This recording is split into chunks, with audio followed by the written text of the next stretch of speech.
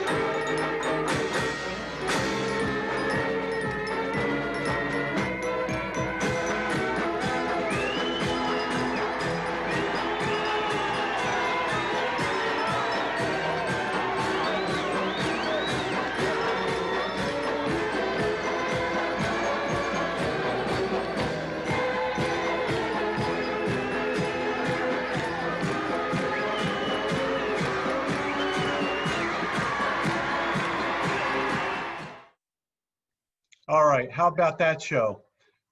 Beautiful, red, white, and blue all the way across the street for as far as the eye can see, seemingly. You know, this is the drill master, Joe King, my brother, musical director, Tom Donahue, and the greatest captain of his time, Jim Donaghy. The presentation features Old Glory coming out of the middle of the band with the drummer and the fife player. The fife player was a well-known city employee by the name of Willie Passio. Willie Passio was very popular with the city court system. And you know what? Take a listen to this. The crowd singing along to every song that they're playing all the way through.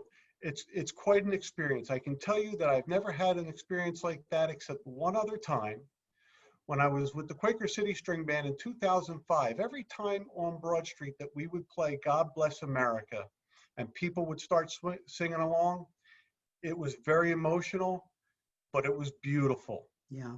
A very enjoyable presentation, to say the least. Yeah, that's something. What's interesting about this and the way we tie this to our political elections coming up is that the following year, South Philadelphia traveled to the White House and played for Jimmy Carter. Yeah, that's true about all of these patriotic and Americana type of themes. The songs are songs that people know, and that is something that I know bands do consider in putting a score together for a performance. Thinking about, are these tunes recognizable, and is that music that people are going to sing along to? And just a perfect segue for your last comment, Ron, about South Philly going and playing at the White House for Jimmy Carter. So the next band we're going to talk about tonight is my alma mater, the Hegeman String Band. And Hegeman, we said it was going to be a history lesson for you, so here's a little piece of history. Hegeman String Band was the first string band to play in a presidential inaugural parade. Who was the other one, do you know? Who is the other one? You tell me. Who is the other one? The second one was the Avalon String Band, 1993. They played in the inaugural parade for Bill Clinton. For Bill Clinton. So Hegeman played for John F. Kennedy in '61. And then a few decades later, so I was the bell player in the band at that time, we did actually repeat a theme. Bands do repeat themes over time, do them perhaps in a different way. They had done this the first time in 1956, paying tribute to a songwriter, actor, producer, dancer, great dancer. He was known as the father of the American Broadway musical. There's actually a statue of him in the iconic Times Square in New York City. It's George M. Cohan. So here's Hegeman's 1981 performance of George M. on Stage.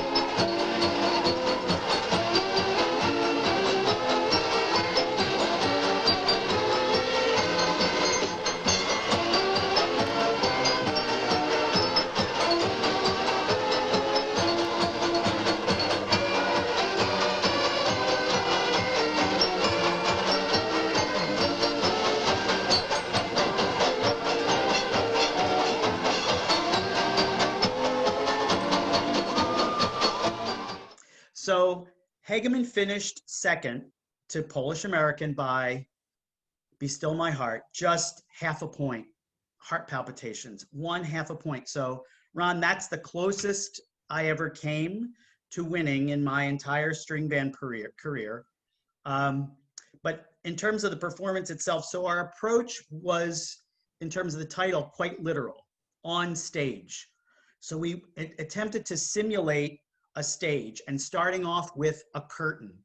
And when we tried to figure out how would we have a curtain across the whole street through which the band, particularly the pit band, would enter, we just realized it would be unwieldy to try to do an entire curtain. So we had a creative back piece genius in Hageman, who I was very fortunate to learn from and work with for many, many years, the late Butch Robeson. He constructed each individual frontline band member's headpiece to be curtains. And at the appropriate moment, you know, we're talking every week about these moments of impact. So this moment of impact was at the very beginning of the show. The curtains were able to open up, and as you saw, the pit band was able to come right through. That's why I say genius. He was a genius when it came to creating back pieces. So the pit band comes out. They're led by the late, great Joe Shiki Walters, who had come to Hageman from the Fancy Brigades, from the Joker's Fancy Brigade. And the judges actually, in their feedback, were a little confused because Joe came out as George M. Cohan, leading the pit band. So they thought that was, initially, they think, oh, that's the captain, and he's George M., and the theme's George M., so that's the captain. And that was a moment of impact for sure. But Joe wasn't the captain. There was a second and third moment of impact. So the final moment of impact for the band opening up was Captain Tom Howley came through. Tom actually was the captain. And his moment in the spotlight was literally raising the flag. Butch had created this headpiece, back piece for Tom, where the American flag would literally rise up, as you saw in the clip, rise up above Tom's head. And then in the finale, the real finale, the band sang, you know, Give My Regards to Broadway. And Joe, as George M., was so caught up in the emotion of the moment, at the very end, he just exclaims, "Oh yeah." And then that phrase kind of followed him after that. He became known for that, "Oh yeah" moment at the end. It was just a natural feeling. It wasn't planned, prepared. He just felt that way, was so happy with the performance. Joe actually then took over as captain of Hageman in 1984. Not only does Joe become captain, he is a legend for that, as you said. And then he had a couple of years with the band until Hageman does yet another patriotic show with Joe as captain. And the Oh Yeah guy then was John Pignotti Jr. Yeah. That was an awesome show to see as well. Yeah, that was 1985. That was my first year in the booth.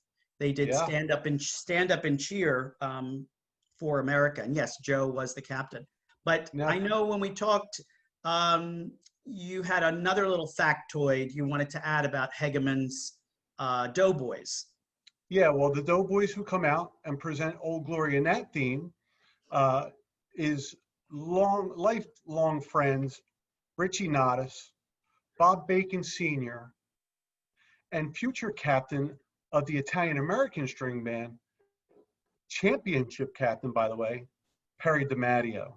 This was a great theme. First of all, I'm a very patriotic guy. You can see it in my tie. I went and voted.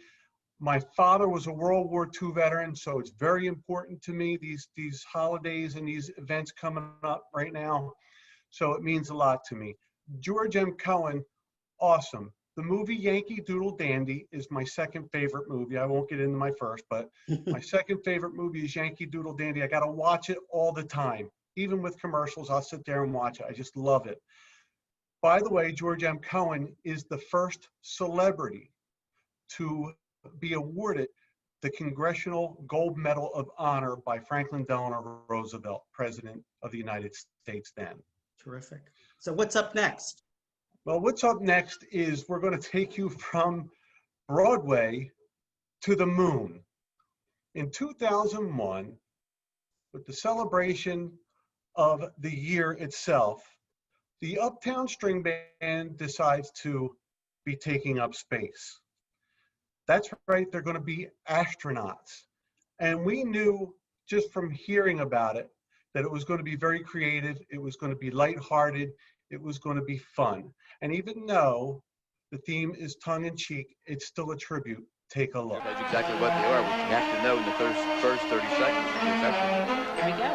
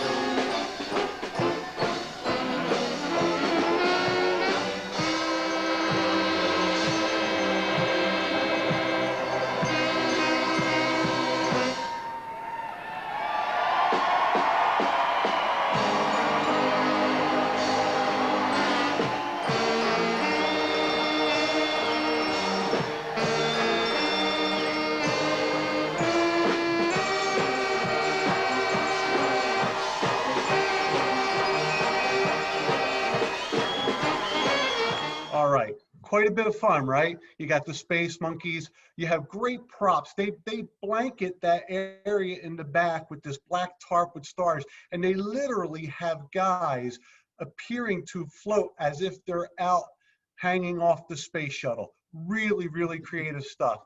And if I could just for a moment lay out some names here. The creative forces behind Uptown String Band, Captain Jamie Caldwell at the time, Steve Maroney, Russ Coleman, and so many more. Jonathan Bajarski. A lot of these guys should be in the Hall of Fame, and I'm looking forward to that happening for those guys. But this was really a fun theme, and I want to just go back and tell you a little bit story about Uptown's costumes. Really authentic looking, and of course, sequins. We're mummers after all. They did the helmets right. I mean, they were wide open. You could still see their faces. They did the right thing. A lot of times, the mummers know what we're talking about. When their ears are blocked in the back, sometimes you can't hear. They remedied that situation right up front. Well, there was a story that my father used to tell me of Garden State String Band back in 1952. They did a theme called Space Cadets. And Garden State and their club had their own plastic mold makers. So they made their own plastic mold globes like an astronaut would have on his head. But what they failed to do was cut enough holes to play their instruments and hear. So most of the day, they spent the march up Broad Street poking holes in the sides of these plastic globes so that they can hear, and widening the holes around their face so they could play their sax and breathe without the globe fogging up. Now imagine that. Imagine being on Broad Street in freezing cold weather. Well, look, the cold weather's coming in now. Imagine going out in your car and your front window needs the fogging. The whole band needed the Fogging. fog happen. It was not a good Crazy. situation. That is crazy.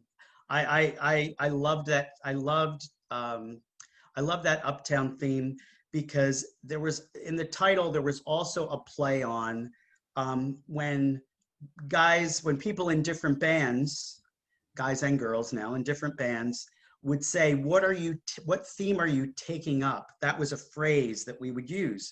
What is South Philly taking up this year? What is Hegeman taking up this year? So I think they did, this was another pre-prizes for punny themes, but they were literally like taking up space. Space was their theme, but they were also taking up space. And that was the kind of tongue-in-cheek element of it. Well, now we are going to finish up this week's show with what I think is one of the best performances to me ever in string bands, in my opinion. They finished second by 1 point. It is the Polish-American String Band, their 1983 theme, Thanks for the Memories, U.S.O.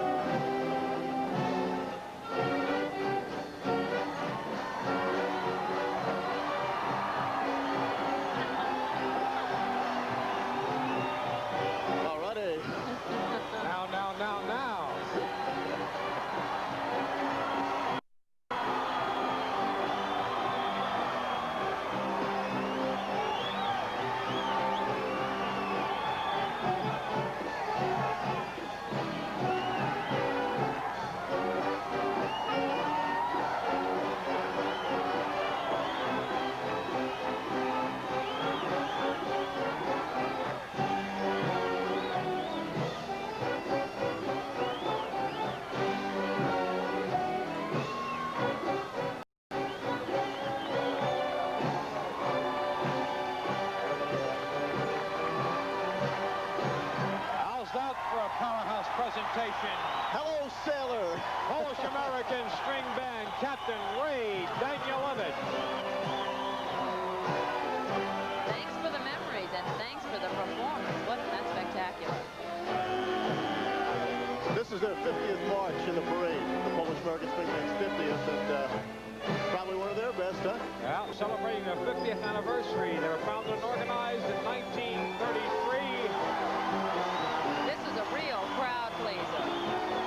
I'm crowd different now. Excuse me, If Steve. the crowd reaction means anything, they're going to be high up. That's right. So the U.S.O. has been around since 1941. It has continued to serve and support members of the military and their families in so many ways. They entertain them, they boost their morale. It's just a great, great organization. And when PA chose to honor the U.S.O., it was kind of around the 40th plus anniversary of the organization, which was started during World War II. So PA definitely captured the spirit of the organization, and as we love to talk about, Ron and I, with their moments, these moments of impact, and the way that they integrated the choreography for the different segments of the armed forces to kind of advance the performance. And I loved particularly when the drill master that year, Dan Marikowski, so he comes out and he spins his baton that he had as the drill master, but it became a propeller.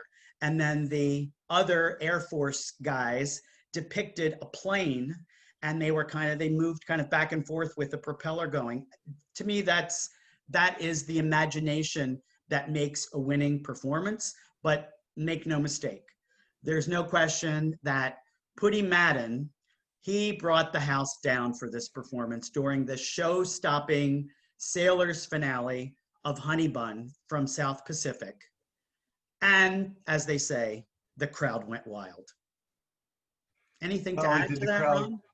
The crowd went wild to the point where we thought that would have been it, that the parade was over then without seeing everybody else, of course.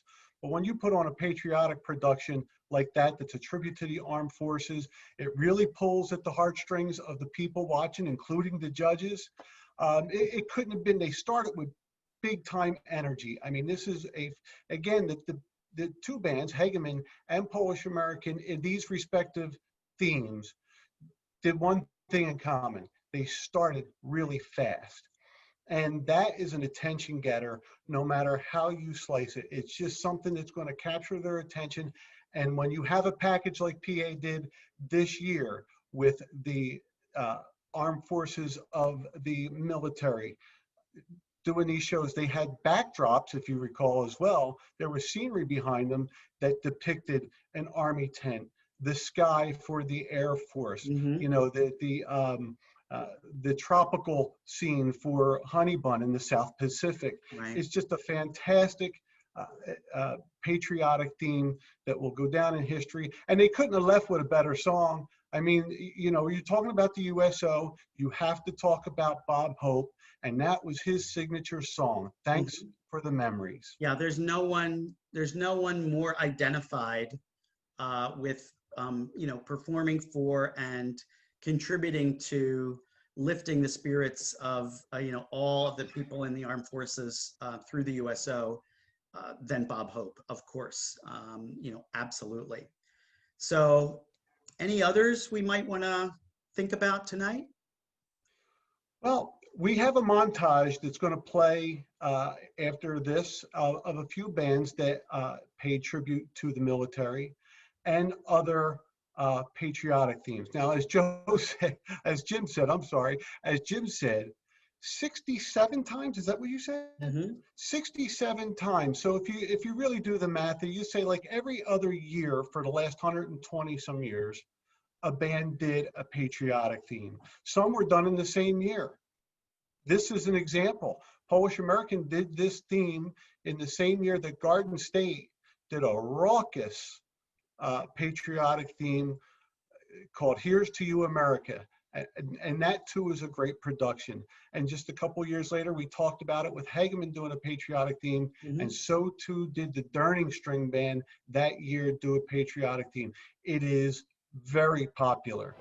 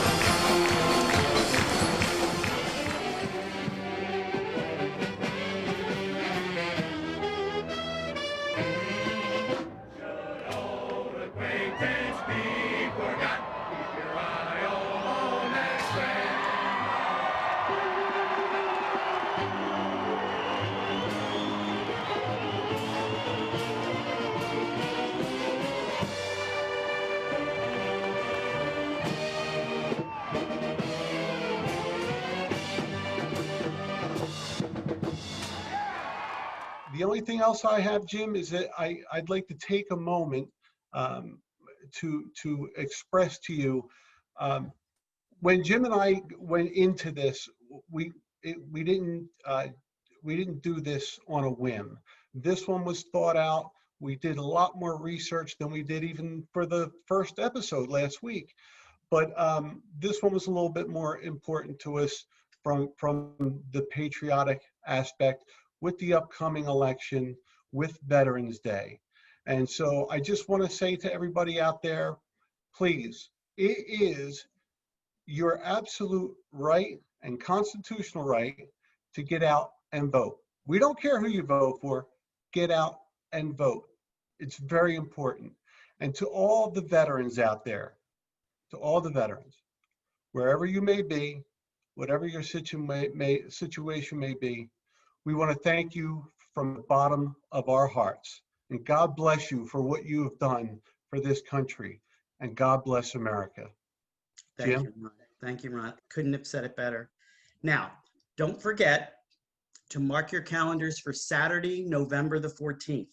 That's going to be the very first String Band Association telethon. It takes place from 4 to 10 p.m. live from the Mummers Museum. You can watch it on Facebook and on YouTube.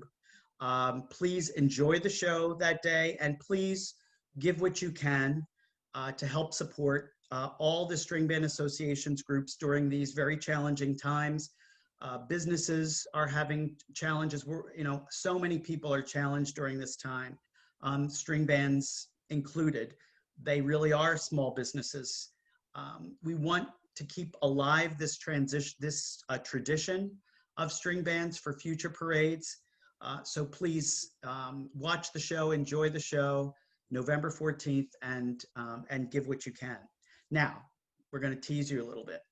Next week is going to be a really special episode of Stringing Along with our first string band celebrity guests. We're not going to tell you who will it be. We're not going to tell you who it is, but we will have a very special celebrity guest next week. So I'm saying good night, everyone. Good day, whenever time you're watching this. Good afternoon, good morning, good night. Just have a great week, everyone, and we will see you next week for episode 3 of Stringing Along. Good night, everybody. See you, everybody. Take care.